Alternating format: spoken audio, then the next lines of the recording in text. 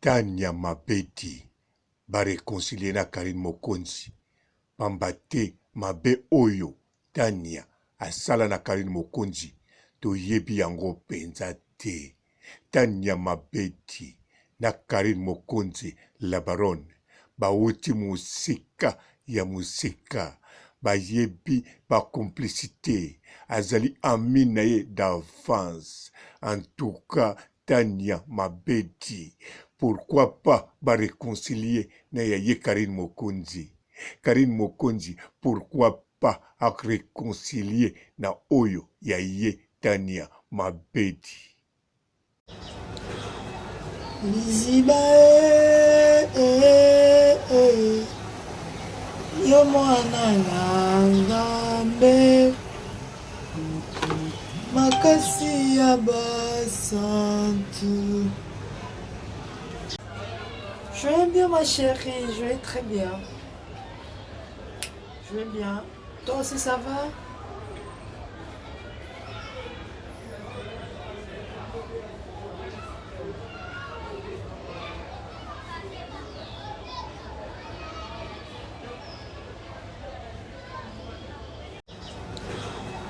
Liziba yo mwana na ngambe makasi ya basantu. Bote ba papa ba mama bandeko. Bote ba rando na ba randonnette. Bote batoyo balingaka rando na ba oyo balingaka rando te. Bote ba jeune fille na ba jeune garçon. Bote banamike na ba bébé. Bote ba Sainte Anuarite, Sainte Thérèse, Sainte Ingrid Kabongo. Bandeko gayi eloko namonaka kaka Tania Mabedi azalako silikila Karine Mokonzi. Ezali kaka pambate Tania Mabedi modèle bakabwanaki. En tout cas azalaki komonango bien mais elateli. Bon, naloba kaka vérité. Tania Mabedi azali mutu moko Karine Mokonzi akumisa ye tangu nyonso. Na kote kolata, na kote kosape. Donc Tania Mabedi azalaki moi supérieur. Siko Karine Mokonzi ndenga komaki supérieur kote kolata komi mwana poto. En tout cas Tania Mabedi vraiment etouchaki na mutema. Bien sûr abombaki yango mais komaki kolakisa. Mais lelo yo Tania Mabedi eseleka nango ezalaki kaka jalousie moko ya tango muke seleka nango. Bien sûr tango bato bakomaki kosalela bémission na babiso oyo ebakisaki ye kanda alobaki plus jamais na Karine Mokonzi. Mais lelo yo sokotali Tania Mabedi sa zonga na position na ye a comprendaki ezalaki kaka makambo esalamaka. Lelo pe Tania Mabedi akoma lisusu supérieur ya bato ebele o balandaka ye pe bakoma kokumisa ye alata kitoko ta ya bien. Donc azongela lokumu na ye wana namoni eloko mosusu ekozala te po ba réconcilier te. Akoma ko considérer siko Karine Mokonzi mwana poto ndenge ba considéraka bana poto nyonso. Alors Tania Mabedi ye moko ayebi deja na mutema na ye. Yango na ndimi te Tania Mabedi tina mokola lelo akanisaka ndenge azako kanisa liboso pe na ndimi te Karine Mokonzi amonaka Tania Mabedi ndenge azako mona ye mikolo elekaki. Yango wana réconciliation entre bango en tout cas eza nango kutu likambo ya somo te. Bino bandeko bokolandanga bino pe makambu ezangaka te.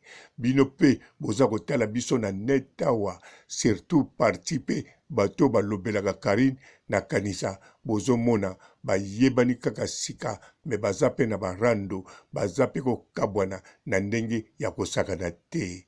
Me Karine Mokonzi la baronne na Tania Mabedi bazali ba ami d'enfance.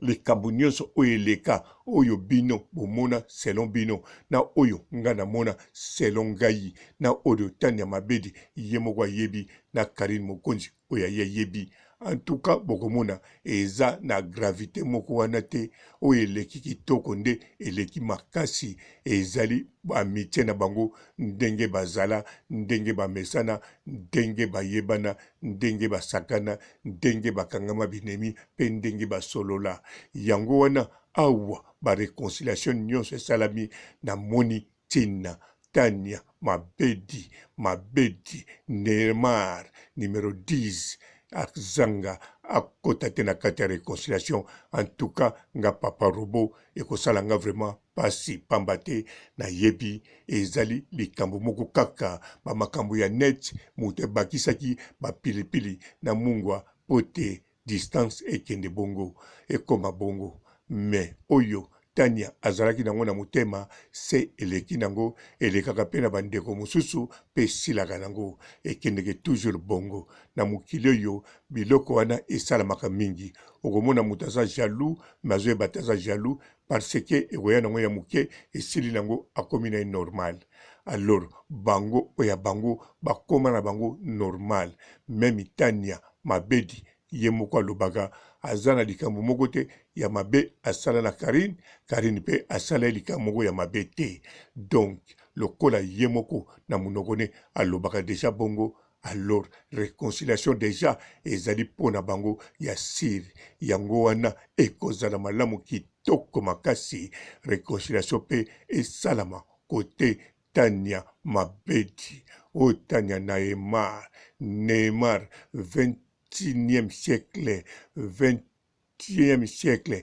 2021 talakaka yomoko 21 à 21 en tout cas numéro 10 linga bozala malamu na oya yo Karine Mokonzi mama YouTube icône linga ozala malamu ya yo na oya yo Tania Mabedi talakaka bato balobelaka yo moko moni ndenge bazosala barando nyonso voire même rando mosusu ekomi chronique mais ya yo na Tania Mabedi na moni ki chronique eza na kati te bomoni moto epelaki pe esila nango bino kutu mibale bosala eloko moko te ya mabe entre moninga kasi kaka nde babiso nde baémission tosala mpo na Tania Mabedi ebakisaki ye liboma mais lelo yo amesana na ye akoma na ye na position oya ye yo pe Karine Mokonzi na position oya yo mais bobosana kindeko na bino te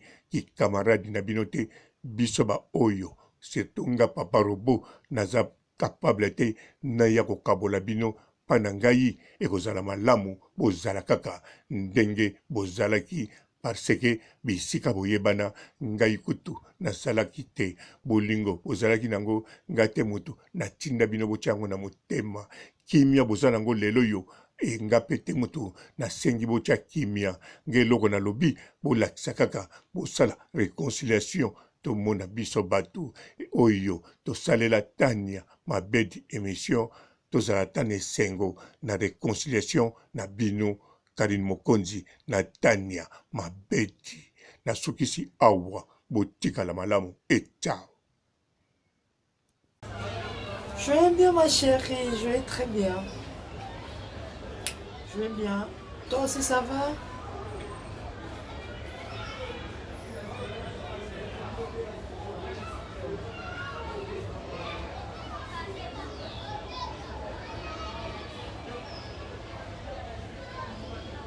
Bonjour fidèles internautes de www.elengiakomba TV.